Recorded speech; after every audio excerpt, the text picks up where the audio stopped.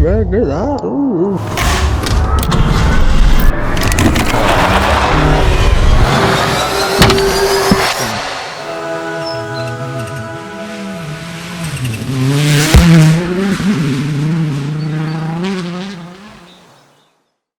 Welcome to Torque GT's Project Build series, a series of documentaries where we showcase the inner workings of Torque GT, the crazy builds, the restorations and the Japanese icons that we have through the doors.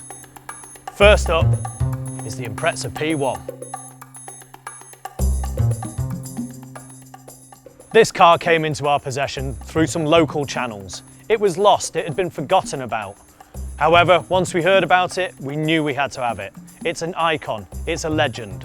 So, let's see what we've actually got ourselves into.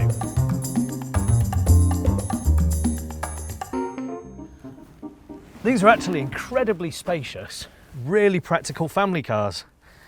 In fact, everybody should have one. Not this one, because I want this one.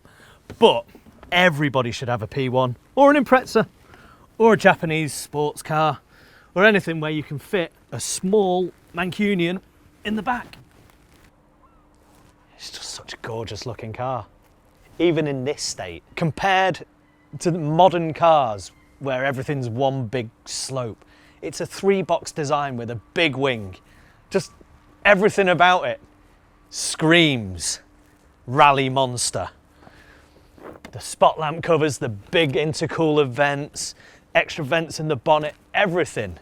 It's just an icon. It's such a lovely car. Little things like the window trims. They're all perishing because the car's 25 years old nearly. There's no major rust anywhere. We will find something round here, no doubt, because it's an Impreza and it's been in the UK all of its life. I've got cars with smaller wheels than those brake discs. The brakes are made by Alcon for ProDrive. Alcon are a UK company. Parts, hopefully, we should be able to get hold of, if we need them. I find Japanese sports cars, especially Imprezas, Skylines, Evos, to have the best seats ever. I think that's because I'm built short like a Japanese test driver, and therefore these cars are really tailor-made for me. I drove a new 5 Series the other day. It was LED lighting and mood lighting everywhere. There's none of that in here because you don't need it. You've got a steering wheel, you've got a 5-speed gearbox that is like a rifle bolt. Just such a small throw between the gears. A comfortable bucket seat, a middle pedal linked to some big brakes, and a right pedal linked to 280 horsepower of flat 4 Subaru. Heaven. Absolute heaven. This car has been pampered, it's been looked after. The steering wheel is still immaculate, the stitching's good. The seats, the bolsters aren't worn. There's a mark on this seat, so somebody really has enjoyed this car. I'm not sure what that is, I'm not going to touch it.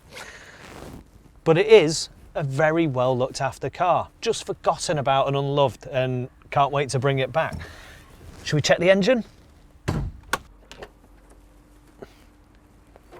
Beautiful, isn't it? So, we actually found this car with the Mary Celeste, bottom of the ocean, as you can see from all this. So this hints at what lies ahead because of the dirt, the corrosion, everything on this points to what we're going to have to do, not just here, but underneath the car, right? I have seen worse, but this is covered in dirt, grease. There might be some rust lying underneath the strut tops, all of which will be cut out and replaced.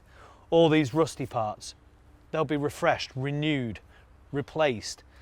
The paint, this lovely crinkle red finish paint, that's the colour it was compared to it now, and it's flaking off. All this needs to be redone. So the engine will be coming out, complete tear down, rebuild. The whole car is just going to be gone through with a fine-tooth comb and brought back to life. Looking forward to getting this car on the ramp. That way we can properly see what it's hiding underneath and form a plan as to how we're going to go about doing this car.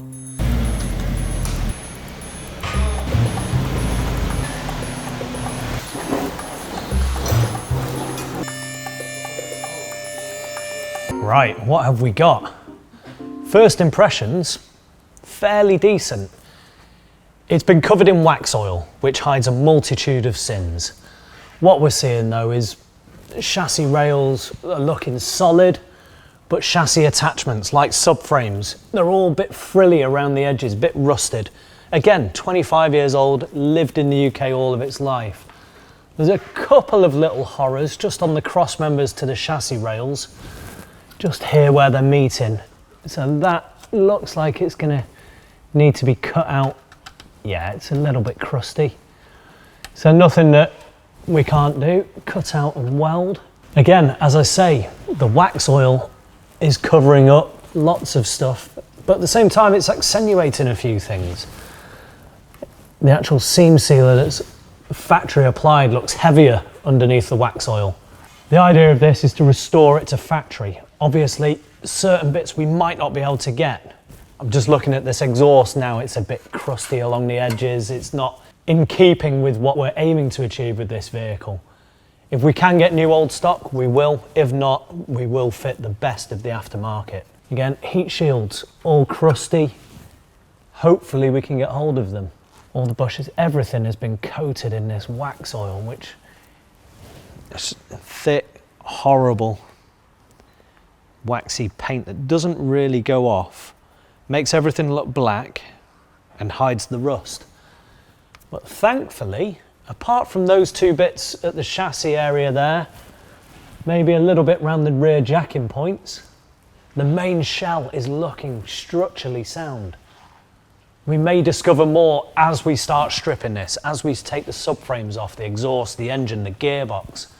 As we take all that out, we might discover more. Then when we get this black wax oil off and all the factory seam sealer and underseal, this thick rubberized coating, when that comes off, that will tell us the true story of this car. The problem with this stuff is it looks great. Yep, stones, they can bounce off, they can bounce off. When it punches, water tracks in underneath. And what you end up with corrosion all the way underneath the rubber. So you can be looking at it and go, that's bang on. You peel a little bit back and you're just faced with corrosion throughout. I don't think that's the case here.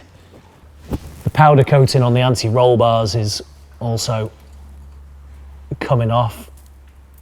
Backing plates for the brakes, they need replacing. Suspension arms need cleaning up or replacing, depends on how bad the corrosion is. It's just these parts, these are the ones that are really the ones that need a bit of attention. The front brakes, as we can see, they are Alcons. Discs need replacing, calipers need replacing, hubs need replacing or cleaning up. Rust, lighter than carbon fibre. We are making this a lightweight P1 as we work on it. Now, as we saw earlier, the engine was absolutely filthy. It's no different underneath. So this engine will be coming out. It'll be stripped down, it'll be inspected, it'll be cleaned, it'll be repaired, it'll be rebuilt, refreshed. Maybe the standard 280 horsepower, maybe a little bit more, depends what we can tickle out of it. The main thing is to keep this car as original as possible, keep the provenance of it. Now we have our work cut out for us, but I'm confident that nothing on this car is insurmountable. Well, now that I've seen the underside of it, I must admit there's a lot of relief. There's not major surgery involved. This is a big project, but it's a process, it's logic. It's literally take it apart, inspect it, replace, refresh, refurbish, put it back together. There's nothing here, apart from maybe the odd parts that we can't get hold of that will have to be upgraded.